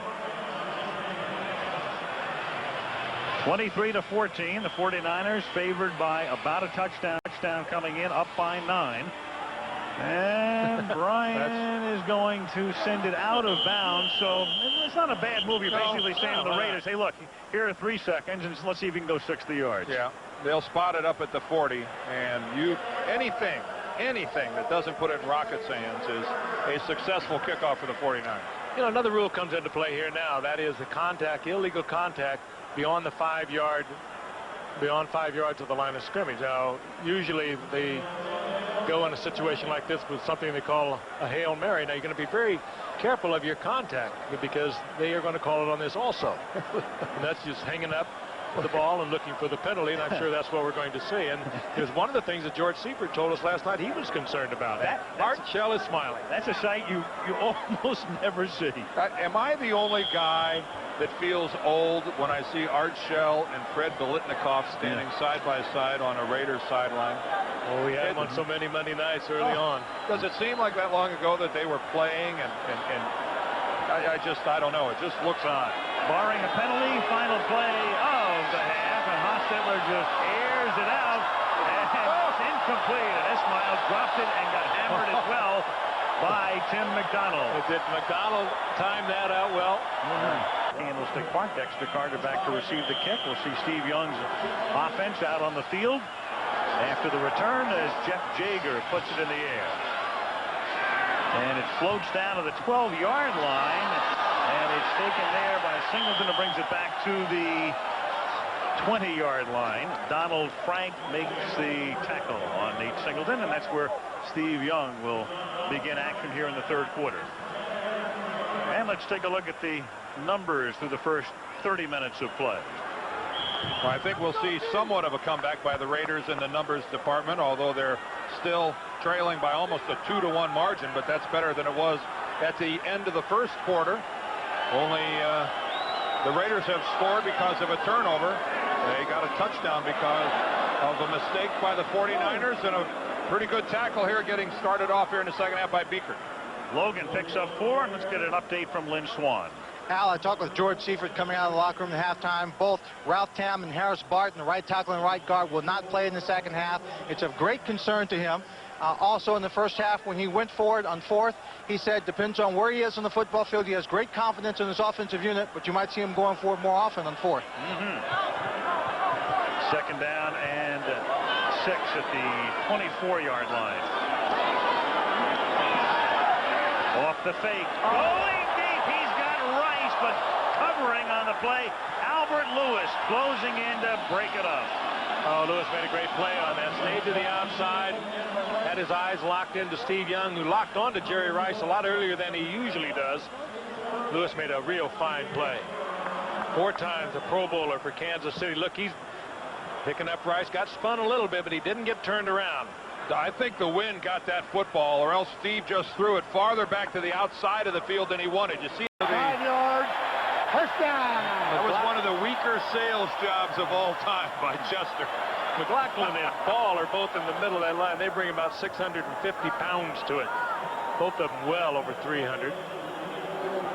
Chester, about 10 seconds after the play, gave a very, very weak point to one of the offensive linemen over there. I don't think that's convinced anybody. 1:20 to go in the third. 49ers up 23-14. First and 10 from the 43, and the catch is made. The flag is down. Brent Jones bumped down at the 15-yard line. Oh, here comes another flag late. Another one just got thrown. There's a flag at the 45, a flag at the 29. And they are for separate things. Yep. One at the inception of the play and the other after the play.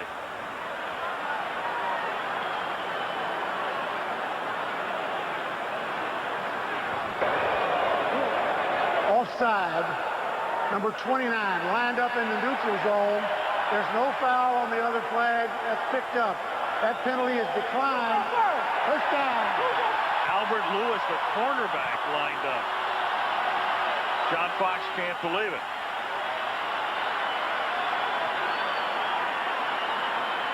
Here's Brent Jones, who man coverage. Everybody's still running downfield with their respective 49er and has a wide open field. Kind of lets up a little bit at the end there and takes a good shot from Anderson. Ball at the 15-yard line. Ricky Waters takes it to the 11. That's a gain of 4. Under a minute to play in the third quarter. 49ers with 2 drives in the first quarter, led 14-0. Led 23-14 at the half, and that's where we are right now in a thus far scoreless third quarter. We saw Brent Jones make a big play. Actually, no one covering him man for man. This is where they like to work with Brent Jones, too, down in this area, because they tend to want to put 2 people on Taylor. They want to put 2 people on Rice, and usually they try to do something with Brent Jones with linebackers. And he destroys that. Second and 6. Ricky Waters dragged down at the 9-yard line. McLaughlin again very active in this quarter. Yeah, Chester's blocking.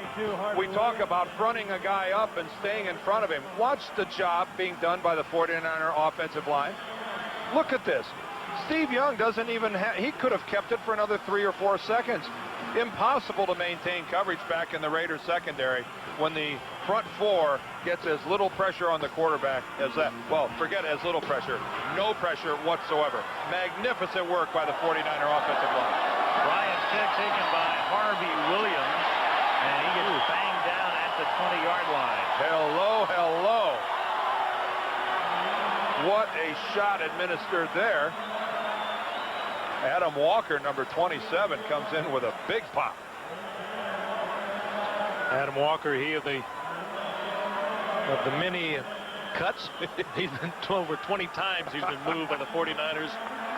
Cut, re-signed, practice squad, traded. He just keeps resurfacing. In there with Adrian Hardy. Between the two of them, they got it done. Raiders now trailing by 16.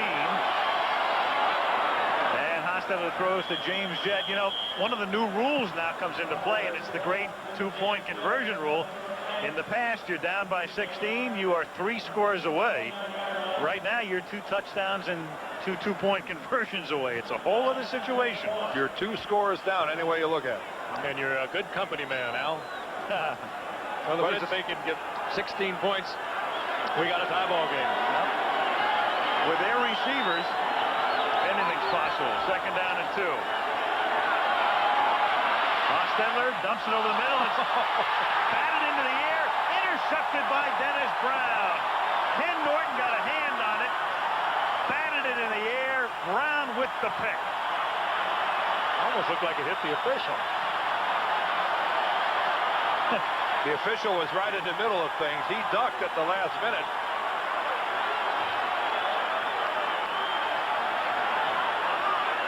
Things get awful congested in the middle. Jeff Hostetler, who has played pretty well tonight, this is what he sees. He had time. That was just good coverage by the 49ers. He had plenty of time to release the ball. That was a bad pass by the Haas. He threw it well behind his receiver. And the 49ers have it at the 36. And Young tries to put the finishing touch on here, but incomplete, intended for Jerry Rice. Good double coverage on the play that time. Oh, and Steve Young is saying to himself, somebody had to be open. They got 2 on Jerry. Somebody had to be there.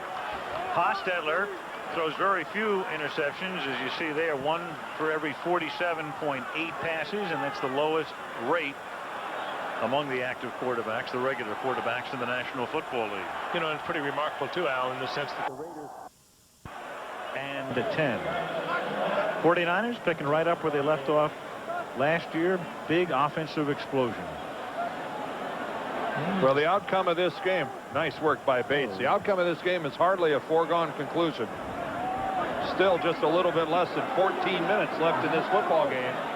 If the Raiders here can keep the 49ers from scoring, they're still very much in this game. 3rd down and 10. And they avoid the first down to the Raiders. Jones makes the catch, and he's dragged down by Anderson. It'll be 4th down upcoming. They refer to the offensive prowess as an explosion. 30 points in 3 quarters. We'll see what they do here. Last year they had a streak of 4 consecutive games with 40 or more points. Well, the field goal unit was coming on at the field, Al, and George Seifert brought him back. Again, he looked up and probably saw those flags stretched out, as Dan said, starched out. It would be a 46-yarder, too, Frank. That'd be tough with a rookie and a rookie kicker. Whole bunch of bad things going into that formula. Bad vibes. And George said, hey, babe, no way. 4th and a deuce. They're 2 for 2 tonight on 4th down. Jones in motion. Blitz. Ricky Waters. Oh, what a great catch. First down at the 24-yard line. Steve Young had to let it go. Great pressure. It was Rob Fredrickson, the #1 draft pick out of Michigan State, who was right in Steve Young's face. A great effort to get it out to Waters, and a terrific effort on the part of Waters. Ricky is going one direction, has to stop, turn around, and dig this ball off of his shoe tops. Oh, that's terrific. Saved it. Ooh. Well, he didn't. Didn't save it. Well, upon further review, they were lucky. Well, the ball touches the ground, but he certainly has it under control when it touches the ground. 2 years ago, it's overturned, I think. I'm not so sure. Here's the reverse to Jerry Rice. And Jerry Rice trying to tie. He does it. Jim Brown, touchdown. Yeah, he does it. Well, what do you think of that? And the 49ers as a group streaming down the field to congratulate him. Ties the great Jimmy Brown. Jimmy Brown did 126 in 9 years. Jerry Rice does it 9 years in a game. Is that right? Jerry in his 10th season. 2 touchdowns tonight. 126 in his career. What is this, his 7th rushing touchdown of his career, I believe. Even Steve Young got down on the ground trying to make a block there. A part of history. Crowd chanting Jerry, Jerry, as Brian tacks around. Sharing the top of the list. Most career touchdowns, and we started to talk about it before. He's got, barring injury, several years left. He'll do to that mark what Wayne Gretzky's done to a lot of records in hockey. Just blow them out. And I would imagine right now there's a pretty happy guy in Kansas City watching this game thinking that, hey, I had a little part of that. Joe, and they're going to see Joe in person on Sunday. Ismail takes the short kick, and the Rocket runs out of fuel at the 37-yard line. Singleton makes the tackle. Another look at a little bit of history here. Rice and Brown at 126, Peyton at 125, and then John Riggins and Marcus Allen still going with 114. Here it is again. His 7th career rushing touchdown. You know, and Ricky Waters barely got the handoff. He was being tackled almost as he handed the ball off to Jerry Rice. But again, this is partly Jerry Rice, but more than anything else, that was just wonderful execution by the 49ers. Hostetler on first down from the 37 throws, and that's enough for another first down as Rocket Ismail hauls it in, a 10-yard pickup. You know, we kind of get carried away with Jerry Rice this, Jerry Rice that. Jerry Rice on that play didn't have to run over anybody. He didn't have to run around anybody. That was, again, just a classic example of how this 49er football team is just so well schooled and a highly disciplined football machine. They are solid. From the 47-yard line, San Fran up by 23. Underneath, catch is made by Rathman, and Tom is tackled up at the 50. Ken Norton makes the stop. And we mentioned it earlier tonight as you look at Rice and the Arsenal. What a great night this is for Mike Shanahan as well, the offensive coordinator. Got a chance to coach the Raiders for a year and a third. Wasn't real happy the way things ended up, and to come back and beat the Raiders is very special for him. Hostetler throws incomplete, intended for Darryl Hobbs. And there he is, and you begin to wonder, will he get another shot? So many of the 49er assistants, Mike Holmgren now at Green Bay and Dennis Green with Minnesota and through the years, and will Mike get another shot again at a head coaching spot? Somebody asked him, will he have another shot after he was let out by the Raiders? He said, you mean my first shot at being a head coach? That's being the optimist. I was telling it as it is. He's got the pedigree. He can do it. Third down and 8 at the 50. Toss flushed, throws, dropped. Ismail. Well, that's not the first quarterback that Richard Dent's ever chased out of the pocket. Boy, what a good inside move he put on Gerald Perry to get in Hostetler's face. This guy, a lot of people thought he was brought in just to be a role player here in San Francisco, but he is the every down right defensive end for the 49ers, and George Seifert wants him to play as many plays as he can the whole game, preferably.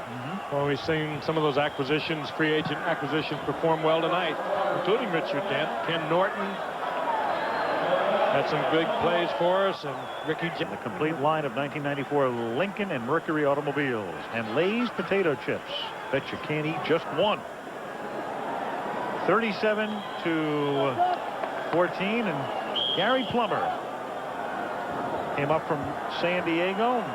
Somehow, some way, as Eddie DeBartolo began to explain at the half, this team finds a way to get these people, to bring them in and have some depth, and Ricky Waters up to the 14-yard line. And one of the things that Eddie talked about briefly at halftime, and if you don't know exactly what he meant, last year they felt it was imperative to go out, sign a lot of the guys they wanted to keep, and then front load those contracts, pay them the money to count against last year's non-cap situation, and that gave more for this year.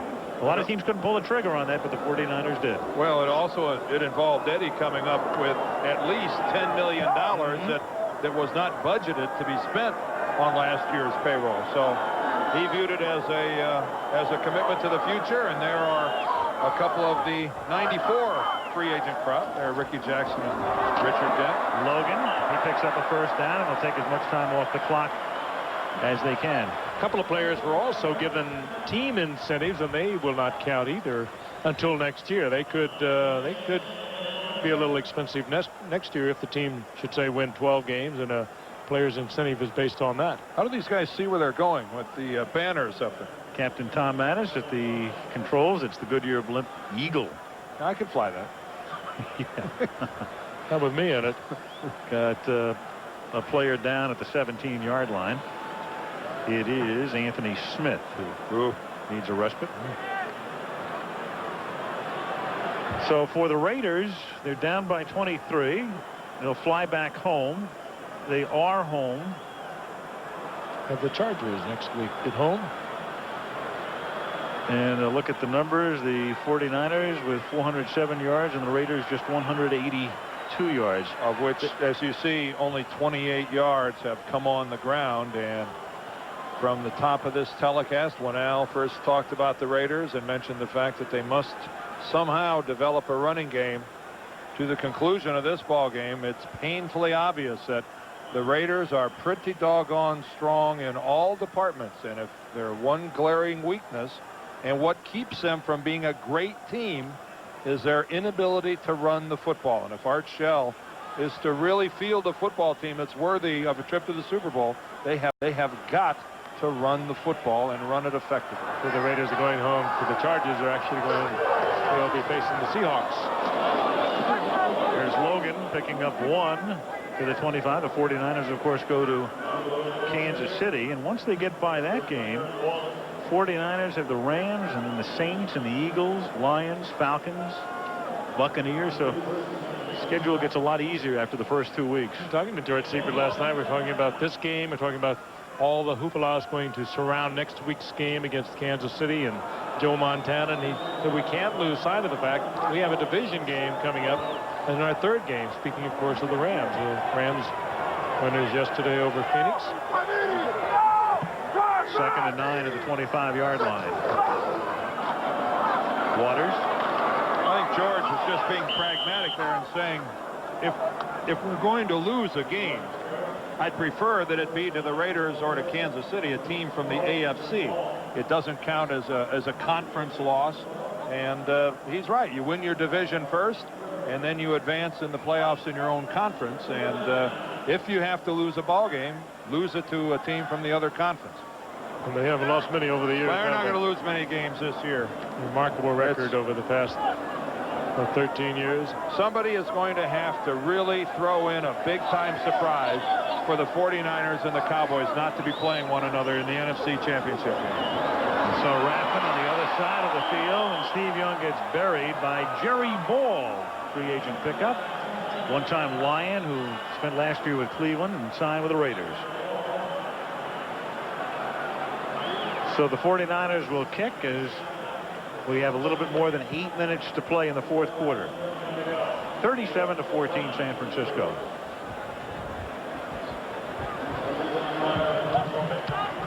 Tim Brown back to receive the kick. Remember Brown with that huge contract. He was a transition player. The Broncos offered him close to $11 million for 4 years, and the Raiders had to match it or lose him, and they matched it. Flag down as Jackson came across. The ball is loose. A lot happening on this play, and Ricky is all over the place. He was into the backfield. He picks up the ball. He's at the 29. Let's see about the call. Well, the snap comes to Hostetler. It looks like before he's ready for it. And he's hurt. I don't know. It didn't appear that Haas was ready for the snap of the ball. There is no foul on the play. First down. The center cannot be offsides. Don Mosbar, it appears, snaps the football before any of the offensive team was ready to go. Well, I tell you, Take a top look of at your this. screen, Ricky Jackson gets See, some there jump goes on the this. ball. There goes the ball, and nobody's going with it. And the offensive tackles are at a tremendous disadvantage when the ball is snapped early. Ricky Jackson was the guy coming around the corner. Richard Dett from the other side. And Bruce Wilkerson gets a tackle there on Ricky Jackson. Crowd is chanting, Jerry, they want to see the record broken. Yeah, boy, what a shot Hostetler took. No, that's an early snap, and boy, that puts everybody in a hole. William Floyd now into the game as Jerry Rice splits wide right. Floyd, one of their 2 number-1 round draft choices, the fullback, and the rookie carries for the first time, and William Floyd picks up 3 to the 27-yard line. Oh, and there goes Nolan Harrison. He jackhammers Steve Wallace from behind. Wallace doing the smart thing, walking back to the huddle. Former Pro Bowler, didn't make it last year. His contemporary on the other side, Harris Barton, made it, but what a fine football player, and playing that extremely important left tackle position. Although with the 49ers, not the same as any other team because of the fact that Young's a left-hander. Harris Barton actually has to fill that role on the other side. Right now, Harry Boatswain filling in for Harris Barton. 6.5 minutes to go. Try to figure that out. 49ers by 23, second and 7. Young slides out of bounds at the 22. And let's find out about Napoleon McCallum's condition. What do you know, Lynn Swan? Al, they took him out with would have been the center field fence for the baseball configuration, put him in the ambulance and took him to Stanford Hospital.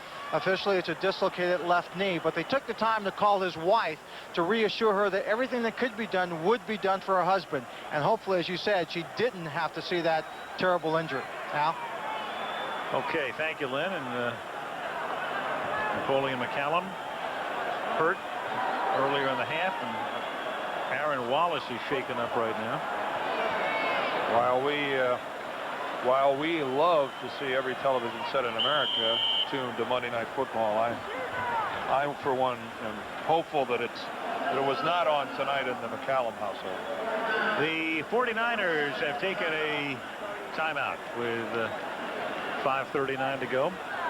The Raiders going home to face Seattle next week. You know, there's a little bit of an ironic twist to this game as well. As you look at Eddie DeBartolo, when Al Davis had the team in Oakland, he had a partner by the name of Wayne Valley, and they were like oil and water, and Valley wanted to buy the 49ers, and Davis did everything he could to make sure Valley didn't buy them. And Davis found the DeBartolo family, and I mean really found it, because he got a $100,000 finder's fee for finding the ownership of the 49ers. And Eddie came in and ran the team, and they almost ran him out of town his first 2 years, but in came Bill Walsh, and now they have become the 49ers, the model franchise in sports as far as I'm concerned. The DeBartolo family from Youngstown, Ohio, still is the base of their real estate empire.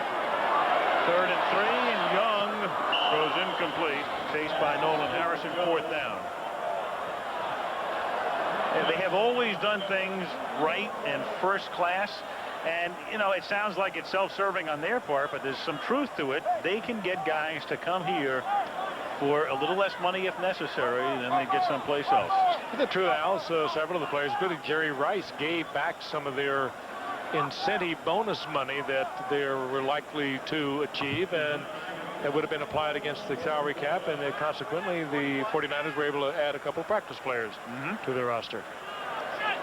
Unusual in this day and age. Doug Bryan, this will be a 41-yard attempt, and it is no good.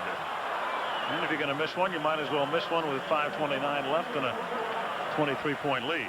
What Doug Bryan thought when he was drafted by the 49ers, even though it's his home, this is such a difficult stadium in which to kick. With the winds constantly swirling, we've been talking about them all night. We mentioned earlier in the history of the 49ers play here for 23 years, they've only had 13 field goals of 50 yards or more.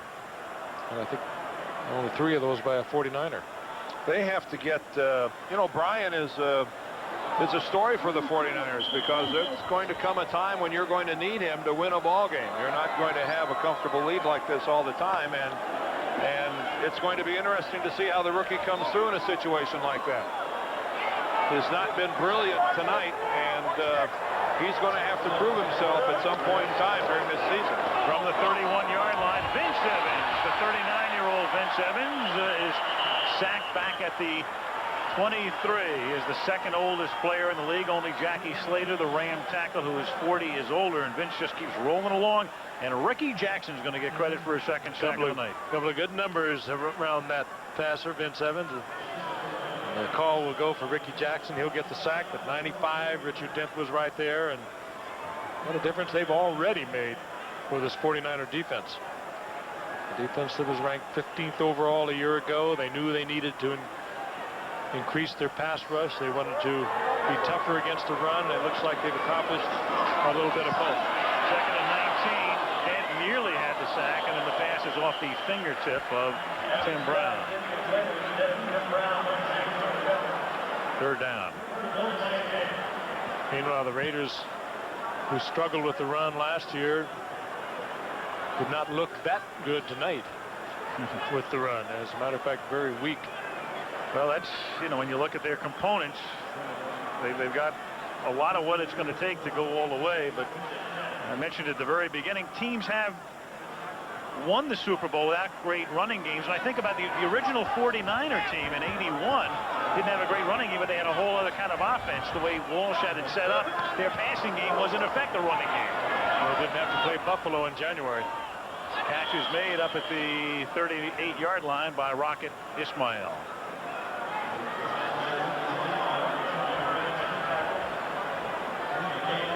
And the Raiders on 4th and 3 without a huddle will go for it, down by 23.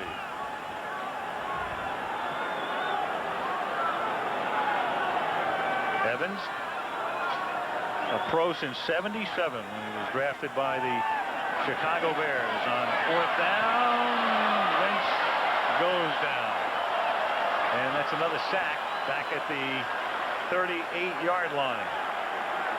Started for those Chicago Bears, Al, and then played for the Chicago Fire, Denver Gold. Then around Bryant Young, and Ricky Jackson was also there. We'll get the official scoring in a second, but he might get a half a sack on that, which would give him...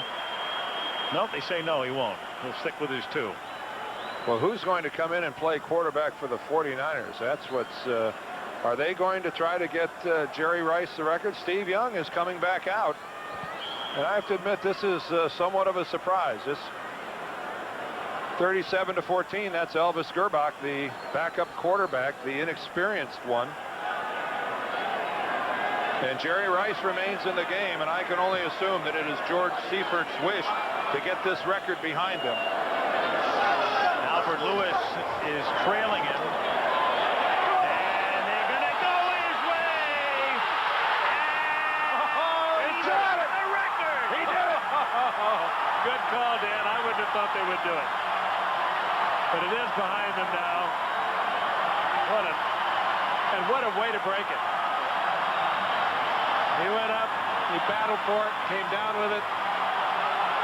They sent him in motion, and in the defensive backfield, Lewis trailed him, and it was Lewis with the coverage, but Jerry Rice is just unstoppable.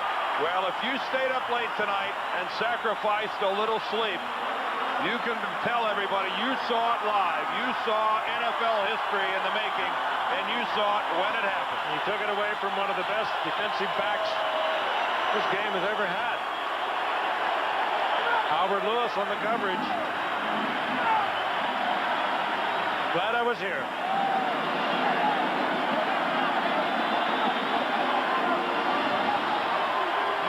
That is R.C. Owens of alley-oop fame with the hug. Meanwhile, they're trying to get a conversion. Rice tonight, that's 7 catches.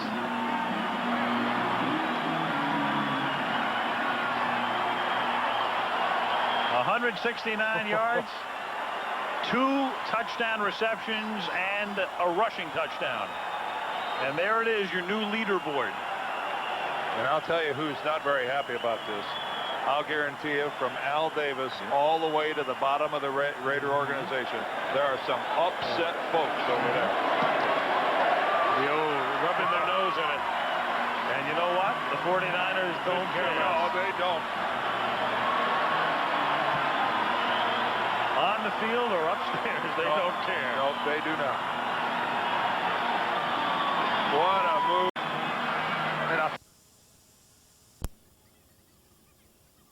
All the sums that make up Jerry Rice.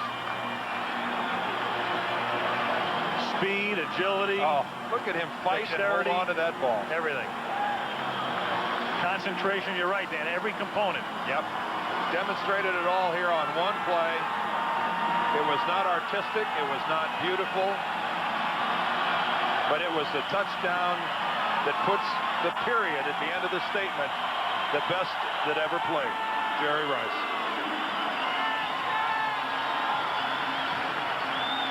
They may waive the 5-year rule for him in the Hall of Fame.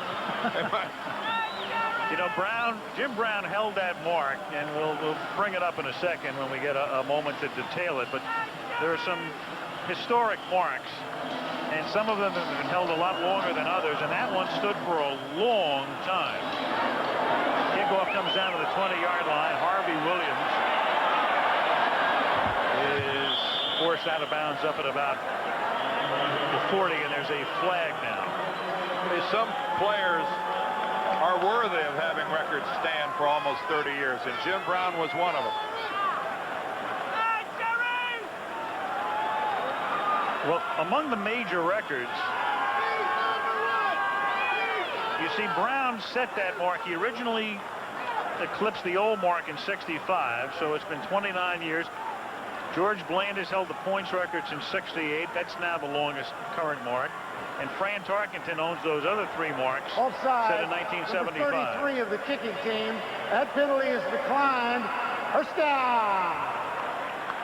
So the great Jim Brown for 29 years held it, and now Jerry Rice went by him, and as we've stated before on a couple of occasions tonight, by the time he is done, you tell me, 175? Who knows?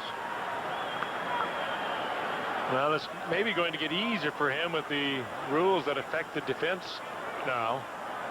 The quarterbacks are going to have more time to throw the ball with the way the offensive lineman can set up. The defensive backs can't be as aggressive as they've been over the years that he set that record. It'll get easier for Jerry Rice. 200's not out of the question. At 15 a year, if he could play another 5 years, that's another 75. That's another 75 balls. Yep.